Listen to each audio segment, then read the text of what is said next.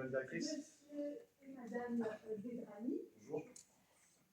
Monsieur Joubert. Bonjour. Daniel, monsieur et madame Vedrani ont désiré avoir un entretien avec nous au sujet d'Antoine, évidemment. Je leur ai proposé qu'on se voit un instant tous les quatre. Bien sûr. Notre fils est rentré très perturbé la classe verte. Je dirais même plus que ça. On s'inquiète beaucoup. On aimerait vous entendre pour mieux comprendre la situation.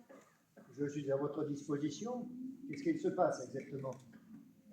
Tout d'abord, Antoine, en rentrant, n'a pas cessé de vomir. Depuis, il est apathique sur son lit, il pleure, il fait des cauchemars. Le médecin ne comprend pas. Pour lui, notre enfant n'a rien. C'est terrible. Nous attendons beaucoup de vos explications. On aimerait comprendre ce qui a pu perturber ainsi notre fils, monsieur. Aucun événement particulier n'a eu lieu pendant ce séjour, monsieur? Non, à part cette fameuse soirée dont je vous ai parlé à notre retour, ainsi qu'à madame la directrice. Eh bien, recommencer, Daniel, si ça ne vous dérange pas. Un soir, Antoine a été persécuté par ses camarades dans le dortoir, pour j'ignore quelle raison précise.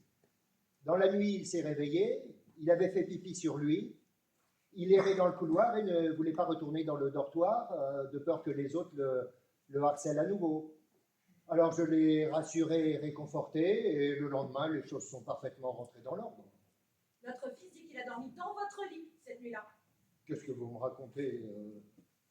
Je l'ai effectivement conduit dans ma chambre. Je l'ai changé car il était mouillé.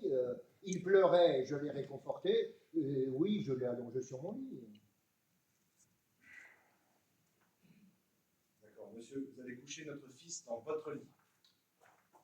Vous n'aviez pas mentionné ce détail. Non, j'ai conduit Antoine dans ma chambre pour le changer, pour ne pas qu'il reste dans le couloir, pour ne pas le déshabiller dans le couloir, dans les courants d'air. Comme je vous ai déjà dit, ma collègue était malade cette nuit-là, je n'ai pas osé la déranger. Alors je me suis débrouillé au mieux pour faire face à l'urgence de la situation. C'est maladroit d'avoir procédé de cette manière. Sans doute, j'en prends conscience effectivement. Et ça vous arrive souvent, monsieur, de prendre des enfants dans votre chambre? Qu'est-ce que vous me racontez? Mais non, jamais, évidemment. C'était un cas particulier. J'ai dû faire face à une situation particulière. J'ai conduit Antoine dans ma chambre le temps de changer ses vêtements, d'aller remplacer ses draps dans le dortoir et de le réconforter. Monsieur, s'il vous plaît, dites-nous précisément ce qui s'est passé dans cette chambre avec notre fils. Quoi précisément? Antoine pleurait, il avait froid, il ne voulait pas retourner avec les autres dans le dortoir. Alors je l'ai conduit dans ma chambre, je suis allé chercher des vêtements secs, je suis revenu, je l'ai changé et surtout je l'ai réconforté. Voilà, et le lendemain, je l'ai conduit dans ma chambre. Après, il tombait de sommeil, alors il s'est endormi. Finalement, alors voilà, je l'ai laissé dormir. Vous l'avez laissé dormir dans votre chambre? Quoi? Il a dormi dans votre chambre la nuit complète? Oui, comme j'avais changé ses draps dans le dortoir au petit matin, quand il était réveillé et qu'il était rassuré, eh ben, j'ai reconduit auprès des autres, s'ils ne se sont rendus compte de rien, et le lendemain, ben, il était calme et l'incident avec les autres était Mais oublié. tout à l'heure, vous avez dit que vous n'avez fait que le changer, pas qu'il avait dormi avec vous. Mais il n'a pas dormi avec moi, il a dormi dans ma chambre. Dans votre lit? Mais évidemment, sur Mais mon lit. vous avez dormi où? Mais j'ai dormi par terre. Mais comment est-ce possible que mon fils ait pu dormir avec vous dans cette chambre? J'ai fait au mieux dans l'intérêt de votre enfant, madame. Vous auriez préféré que je laisse votre fils mouillé dans son pipi ou que je le change devant les autres dans le dortoir que j'aurais forcément réveillé alors qu'il était devenu leur bouc émissaire et qu'il avait été humilié par eux la veille. On dirait que vous voudriez que je me fiche de votre enfant et que j'étais indifférent à lui. Nous, si vous n'avez pas plutôt dormi dans le lit avec mon fils plutôt qu'à côté. Vous m'injuriez. Et vous n'avez pas cessé depuis le début de revenir sur vos propos et de nous mentir. Je n'ai pas menti, j'ai seulement omis de vous fournir certains détails. C'est mon erreur, je le regrette. Et votre erreur, monsieur, n'est-elle pas plutôt d'avoir des gestes déplacés envers mon fils? Des gestes déplacés? Oui, Antoine nous a dit que vous l'aviez caressé. Il employait ce mot. Caressé? Oui, il nous a dit non, monsieur Jobert a été très gentil avec moi, il m'a bien caressé pendant que je pleurais. Mais ça va pas, non! Mais je l'ai jamais caressé au sens où vous l'entendez. Je vous ai dit qu'il pleurait. Je caressais la tête, les cheveux peut-être, sans doute, pour le calmer. Mais je vous ai dit qu'il était en pleine terreur et confusion à cause du cauchemar, du pipiolier, du rapport violent avec ses camarades. Moi, j'en peux plus, hein, j'arrête de parler avec ces gens. Eh bien moi, monsieur, j'ai pas envie que vous arrêtiez.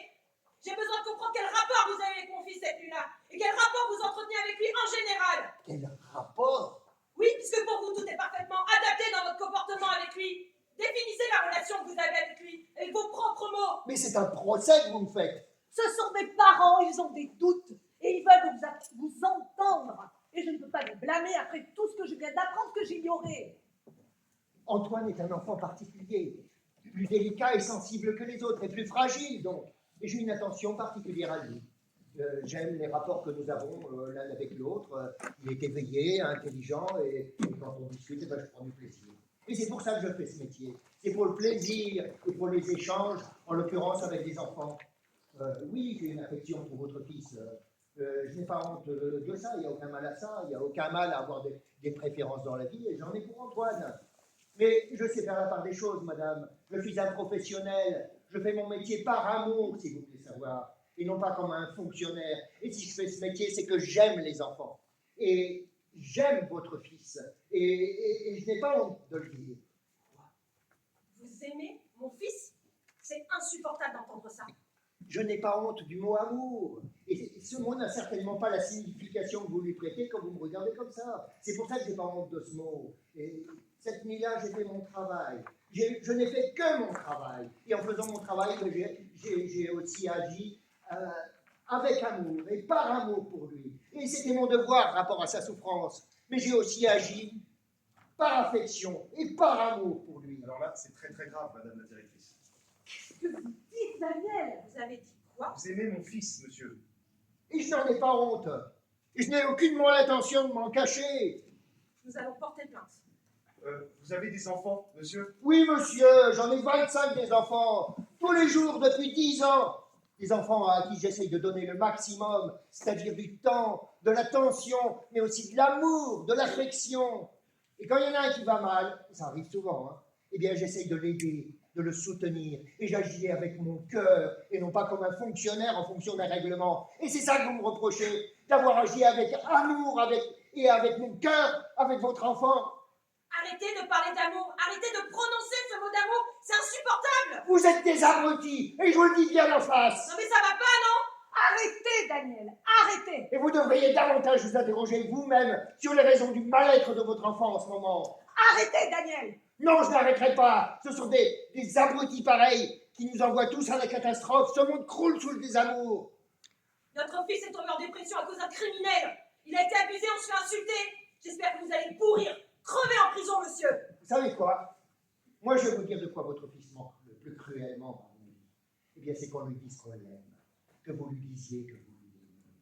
Vous croyez le protéger en me regardant comme ça, hein? Vous êtes très fier de vous, hein? Vous vous sentez légitime en tant que parent. Vous savez de quoi votre fils souffre le plus, à mon avis? Eh bien, c'est que ses parents soient incapables de lui exprimer de l'amour. Oh, taisez-vous, Soit Daniel. incapable de lui dire qu'il l'aime et que ce soit son instituteur qui soit obligé de se substituer à eux alors que ce n'est pas son rôle. Voilà le véritable problème de votre fils. Et plutôt que de regarder ce problème en face et de le traiter, eh bien parce que ça vous fait peur, vous vous acharnez sur moi. On va vous casser, monsieur. Faites-moi confiance. On va vous détruire pour que vous ne puissiez plus jamais nuire à personne. Allez-y, je le sens prêt.